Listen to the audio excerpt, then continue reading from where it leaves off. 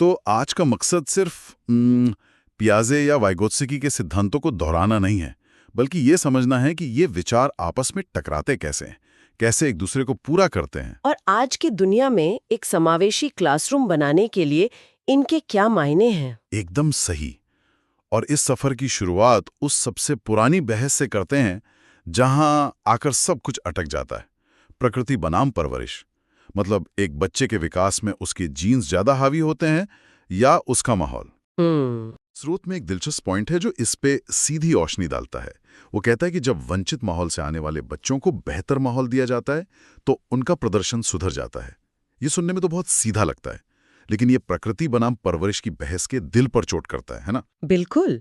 ये उस धारणा को चुनौती देता है कि सब कुछ पहले से तय है, कि बच्चे की क्षमताएं पत्थर की लकीरें हैं।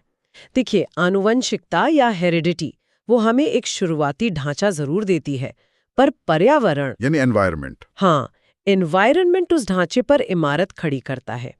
जब हम देखते हैं कि सिर्फ पोषण, स्कूलिंग और भावनात्मक सहारे को बदलकर एक बच्चे के नतीजों में जमीन आसमान का फर्क आ सकता है, तो ये परवरिश की जबरदस्त ताकत का सबूत है। और इसी से जुड़ा एक और गहरा विचार है। स्रोत इस बात पे जोर देता है कि बचपन को एक सार्वभौम चीज मान लेना एक बड़ी भूल है। ऐसा क्यों? क्योंकि बचपन सिर्फ एक जैविक अवस्था नहीं है, ये एक सामाजिक निर्माण है। सोशल कंस्ट्रक्शन, ये शब्द थोड़ा अकादमिक लगता है, पर इसका मतलब बहुत सरल है। सोचिए, भारत के किसी गांव में 10 साल का बच्चा शायद अपने छोटे भाई बहन की देखभाल कर रहा हो, खेत में मदद कर रहा हो, और उसे बड़ा और जिम्मेदार माना जाए। बिल्कुल। वहीं मुंबई या दिल्ली जैसे शहर में उसी उम्र का बच्चा पूरी तरह से अपने माँ बाप पर निर्भर हो सकता है और उसे एक छोटा बच्चा ही समझा जाएगा। उम्र वही है, लेकिन समाज और संस्कृति ने बचपन को अलग अलग मतलब दे दिए हैं। एकदम।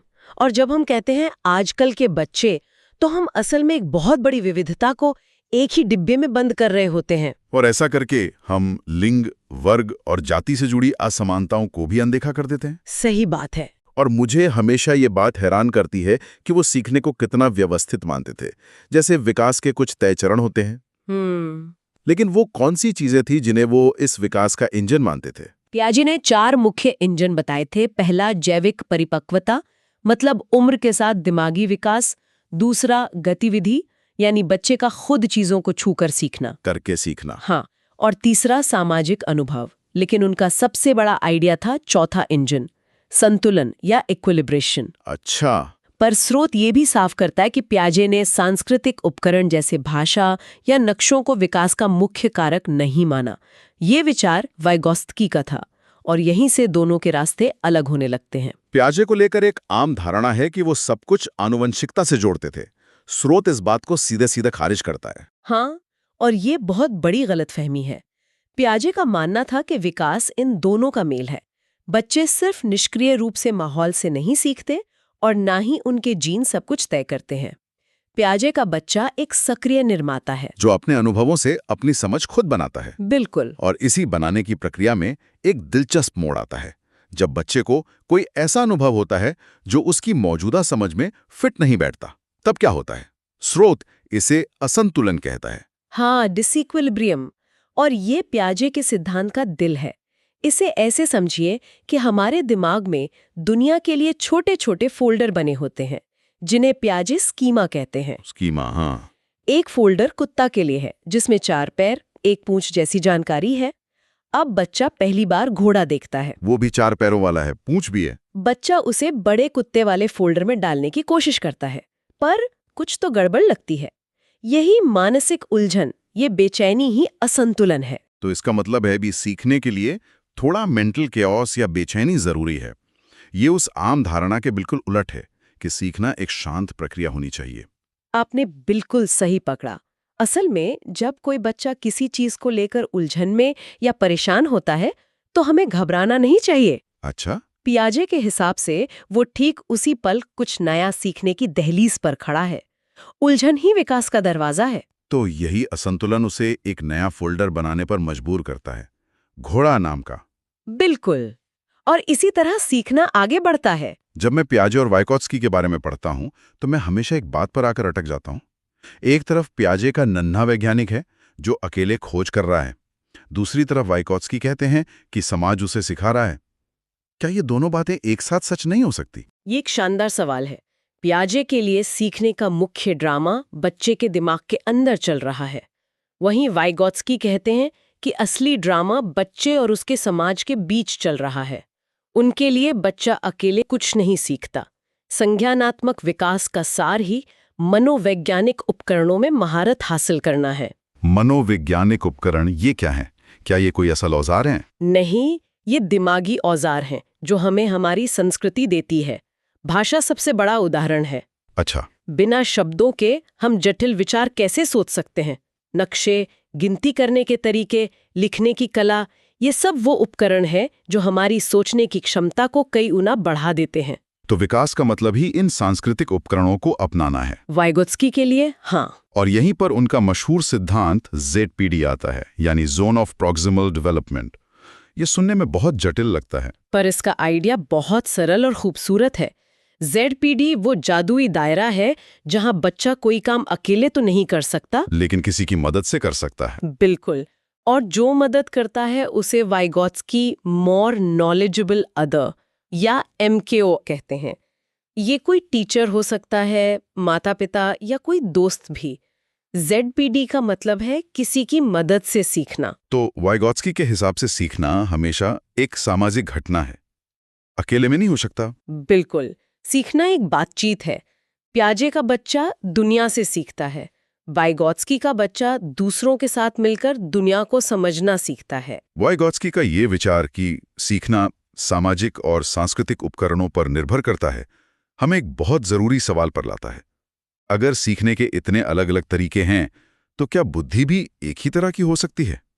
यहीं पर हॉवर्ड गार्डनर का काम बहुत दिलचस्प हो जाता है। हाँ, और गार्डनर का बहुबुद्धि मतलब मल्टीपल इंटेलिजेंसेस का सिद्धांत वो शिक्षा की दुनिया में एक धमाके जैसा था। धमाके जैसा कैसे? सदियों से हम बुद्धि को एक ही पैमाने पर नापते आए थे, IQ टेस्ट, यानी तार्किक और भाषाई क्षमता। गार्डनर ने कहा ये बकवास है। बुद्धि कई तरह की होती है। कोई संगीत में बुद्धिमान हो सकता है, कोई शारीरिक गतियों में, कोई लोगों को समझने में। तो इसका मतलब ये हुआ कि जो बच्चा गणित में अच्छा नहीं है, हो सकता है उसकी शारीरिक गति संवेदी बुद्धि बहुत तेज हो और वो एक बेहतरीन डांसर या एथलीट बन सकता है, और स्कूलों को इसे भी स्मार्ट होने का एक पैमाना मानना चाहिए। बिल्कुल, यही गार्डनर के सिद्धांत का यही क्रांतिकारी संदेश है। ये हमें हर बच्चे में उसकी अनोखी प्रतिभा देखने के लिए कहता है। और यहीं से प्रगतिशील शिक्षा का विचार जुड़ता है, जिसके सबसे बड़े समर्थक जॉन ड्यूई थे। प्रगतिशील शिक्षा इसे क्लासरूम में कैसे लागू करती है? प्रगतिशील शिक्षा मानती है कि शिक्षा बच्चे के लिए है, बच्चा शिक्षा के लिए नहीं। इसकी 3 मुख्य बातें हैं। पहला, ये बाल केंद्रित है। दूसरा, ये करके सीखने पर जोर देती है, सिर्फ किताबी ज्ञान पर नहीं। और तीसरा और सबसे जरूरी, ये व्यक्तिगत भिन्नताओं का सम्मान करती है। ये समझती है कि हर बच्चा अलग है, उसकी बुद्धि अलग है और उसके सीखने का तरीका भी अलग होगा। अगर हर बच्चा अलग है और उसकी बुद्धि भी अलग है, तो फिर हमारा मूल्यांकन का तरीका एक जैसा क्यों है? स्टैंडर्डाइज्ड टेस्ट के बारे में स्रोत क्या कहता है? स्रोत इस पर बहुत साफ रुख अपनाता है। वो कहता है कि मूल्यांकन गतिशील और प्रामाणिक होना चाहिए। डायनामिक और ऑथेंटिक? हाँ, इसका मतलब है कि मूल्यांकन सिर्फ साल के अंत में होने वाली परीक्षा नहीं हो सकता और इसे असली दुनिया के कौशल को मापना चाहिए, न कि सिर्फ रटने की क्षमता को। मानकीकृत परीक्षणों पे पूरी तरह निर्भर रहना वो गार्डनर और ड्यूई के विचारों के खिलाफ जाता है। बिल्कुल, क्योंकि इसका लक्ष्य अक्सर बच्चों की रैंकिंग करना बन जाता है, उन्हें सिखाना नहीं। स्रोत में एक अच्छे विश्लेषणात्मक प्रश्न का उदाहरण भी है। स्तनधारियों ने पर्यावरण के अनुकूल खुद को कैसे ढाला है? ये एक अच्छा सवाल क्यों माना गया है? क्योंकि ये सवाल क्या नहीं पूछता, ये कैसे और क्यों पूछता है। इसका जवाब देने के लिए सिर्फ जानकारी याद होना काफी नहीं है। छात्र को तुलना करनी होगी, तर्क देना होगा और सबूत पेश करने होंगे। ये विश्लेषणात्मक सोच को बढ़ावा देता है, जो किसी भी जानकारी को याद रखने से ज्यादा कीमती कौशल है। तो अगर हम इन सभी विचारों को एक साथ देखें, पियाजे का सक्रिय बच्चा, वाइगोत्स्की का सामाजिक शिक्षार्थी और गार्डनर की बहुबुद्धि, तो ये हमें आज के सबसे बड़े शैक्षिक विचार यानी समावेशी कक्षा तक ले आता है। बिल्कुल, इंक्लूसिव क्लासरूम। और इसका मतलब ये नहीं है कि सारे बच्चों को एक कमरे में बिठाकर एक ही तरीके से पढ़ा दिया जाए। असल में इसका मतलब ठीक उल्टा है। अच्छा। इसका मतलब है कि क्लासरूम इतना लचीला हो कि वो हर तरह के बच्चे की ज़रूरतों को पूरा कर सके। एक समावेशी कक्षा मानती है कि समस्या बच्चे में नहीं, सिस्टम में हो सकती है। स्रोत में एक बहुत महत्वपूर्ण बात कही गई है। समानता का मतलब एक रूपता नहीं है। हाँ, और ये समावेश का मूल मंत्र है। सबको एक जैसी यूनिफॉर्म पहना देना समानता नहीं है। सच्ची समानता तब है जब हर बच्चे को वो मिले जिसकी उसे अपनी पूरी क्षमता तक पहुंचने के लिए जरूरत है। इस पूरी चर्चा में भाषा का भी बहुत बड़ा रोल है। स्रोत में पीपल फर्स्ट लैंग्वेज का जिक्र है, जो बहुत शक्तिशाली विचार है। ये भाषा के इस्तेमाल का एक बहुत ही सम्मानजनक और मानवीय तरीका है। सिद्धांत सरल है, व्यक्ति को उसकी स्थिति या विकलांगता से पहले रखो। मतलब एक विकलांग छात्र कहने के बजाय एक छात्र जिसे विकलांगता है। इससे फर्क क्या पड़ता है? बहुत बड़ा। पहला वाक्य छात्र की पूरी पहचान को उसकी विकलांगता से जोड़ देता है, जैसे वही उसका परिचय हो। जबकि दूसरा वाक्य पहले उसे एक व्यक्ति के रूप में देखता है और फिर उसकी एक स्थिति का जिक्र करता है। ये किसी भी तरह के ठप्पे या लेबल को कम करता है। और अंत में स्रोत एक और ठप्पे को तोड़ता है, लैंगिक समानता पर। ये उस धारणा को खारिज करता है कि मिडिल स्कूल में लड़कियां आनुवांशिकी के कारण चुप रहती हैं। हाँ, स्रोत इसे एक खतरनाक और गलत सामान्यीकरण कहकर पूरी तरह से खारिज करता है। यह विचार कि लिंग आधारित व्यवहार जैसे चुप रहना या ज्यादा बोलना सीधे हमारे जीन से तय होता है, वैज्ञानिक रूप से निराधार है। ऐसे व्यवहार सामाजिक अपेक्षाओं से कहीं ज्यादा प्रभावित होते हैं। तो आज हमने बच्चे को समझने के सफर में एक लंबा रास्ता तय किया।